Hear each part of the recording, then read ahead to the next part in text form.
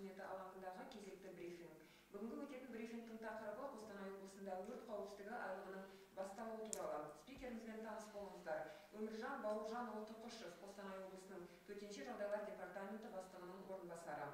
Добрый день, уважаемые представители средств массовой информации. Мы приветствуем вас в региональной службе коммуникации Костанайской области. Сегодня у нас очередной брифинг на тему о старте в Костанайской области месячника пожарной безопасности. Спикером выступает Тұқышев Өміржан Бауыржанович, заместитель начальника департамента по чрезвычайным ситуациям Костанайской области. Өміржан Бауыржанұлы, сөз кезегі өзіңізде. Рахмет. Қайырлы күн, құрметті брифингке қатысушылар және бұқаралық ақпарат құралдары өкілдері. Қазақстан Республикасы төтенше жағдайлар министрлігінің Қостанай облысы төтенше жағдайлар департаменті атынан Қостанай облысында жылыту маусымында азаматтардың қауіпсіздігін қамтамасыз етуге бағытталған шаралар басталғаны туралы хабарлаймыз.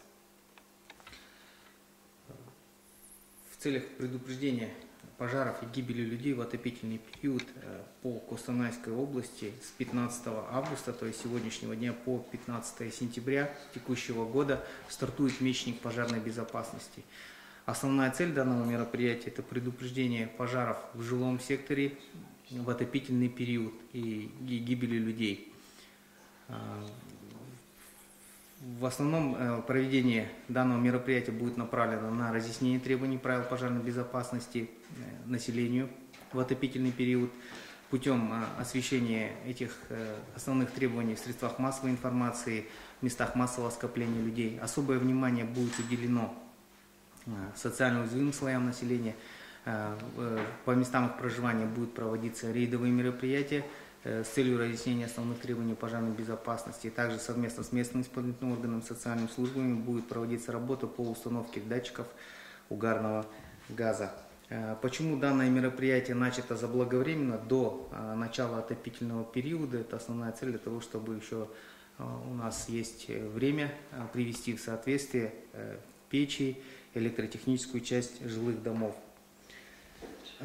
Также я хотел бы, пользуясь случаем, напомнить основные требования правил пожарной безопасности в период отопительного сезона, которые необходимо строго соблюдать.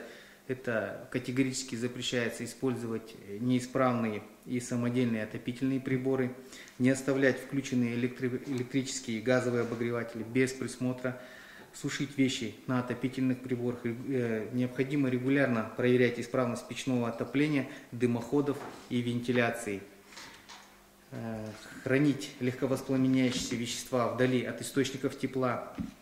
Детям категорически запрещается пользоваться отопительными приборами без присмотра взрослых, а также оставлять детей одних без присмотра. В случае пожара или запаха дыма необходимо немедленно сообщать по номерам 101, 112. В целом, если говорить о статистике, в отопительный период 2024-2025 годов у нас по области было зарегистрировано более 200 пожаров. Из них основное большинство было зарегистрировано именно в жилых домах. Порядка 30 было в многоквартирных и около 150 возгораний произошло при домовых постройках. По фактам возгораний применялись меры. Все причины данных пожаров – это нарушение требований пожарной безопасности. За их нарушение виновные лица привлекались к административной ответственности. Также хотел бы довести об эффективности работы сигнализаторов угарного газа. У нас в целом по области их зарегистрированы сигнализаторы сработали в 4 домах, где проживают многодетные семьи и одинокие пенсионеры, в результате которого от отравления угарным газом удалось спасти более 20 человек. Кроме этого, учитывая, что отдельные населенные пункты нашего региона газифицированы, имеется риск гибели людей от отравления природного газа.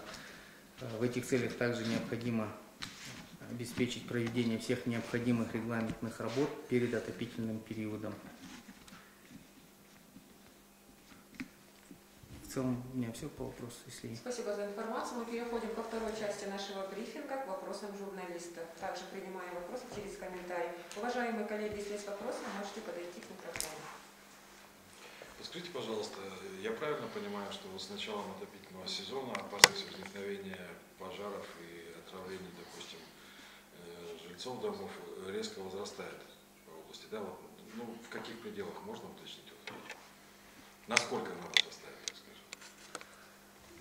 Возрастает риск возникновения пожаров, так как начинают использовать активно отопительные приборы, начинают активно использовать обогревательные приборы, ну, соответственно, это влечет за собой нагрузку на электрические сети. Ну, достаточно частота выездов увеличивается. Можно сказать. Но это зависит тоже от погодных условий. Если, например, идет резкий перепад температуры, конечно, уже начинает, у нас идут причины и перекала печей, и оставления их без присмотра. Мы поэтому на это обращаем особое внимание, потому что, к сожалению, в прошлый отопительный период у нас было зарегистрировано несколько трагических случаев, связанных именно с нарушением правил пожарной безопасности в отопительный период. Это одна из причин, это оставление детей без присмотра и поручение надзора за печами малолетним детям. И вторая причина – это неисправность печного отопления, в результате которого произошло отравление угарным газом и, к сожалению, погибли 3 детей. По всем данным пожарам были проведены расследования, виновные лица понесли наказание. Еще вопрос такой, вот за исправностью оборудования в домах социально уязвимых слоев населения сотрудники ДЧС следят. А другие слои населения, которые более обеспечены, они обязаны сами или все-таки контроль какой-то ведется и за ними тоже? Немножко поясню, мы не следим, то есть именно вот в данной категории домов, да, им уделяется особое внимание, потому что, ну, как повышенный риск возникновения пожаров, бывает, что у нас часто происходят пожары именно в домах, где проживают социально уязвимые слои населения. Им уделяется особое внимание, с ними проводится работа профилактическая, разъясняются основные требования пожарной безопасности. Но в целом до населения требования также будут доводиться в общем порядке. Это будет осуществляться через социальные сети, средства массовой информации. В местах массового скопления мы будем максимально доводить данную информацию.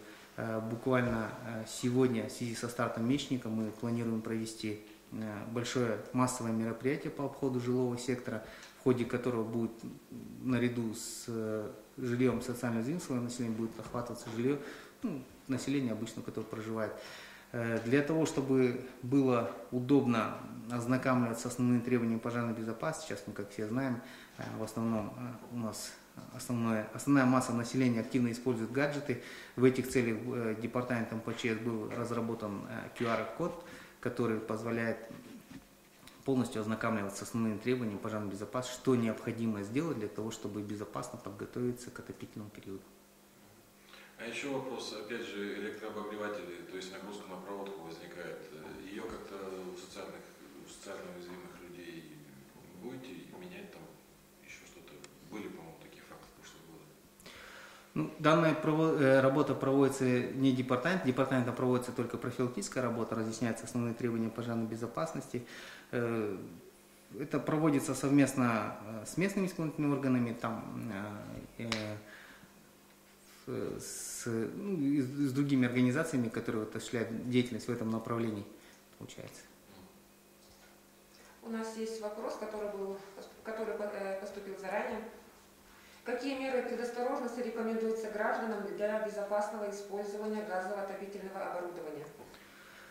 По газовому отопительному оборудованию это в первую очередь проведение регламентных соответствующих работ обслуживающих, проверка тяги и, соответственно, установка сигнализатора. Жауабыңызға рахмет. Құрметті қатысушылар, егер сұрақтар болмаса, брифингті аяқтауды ұсынамыз. Мы завершаем наш брифинг. Спасибо за внимание.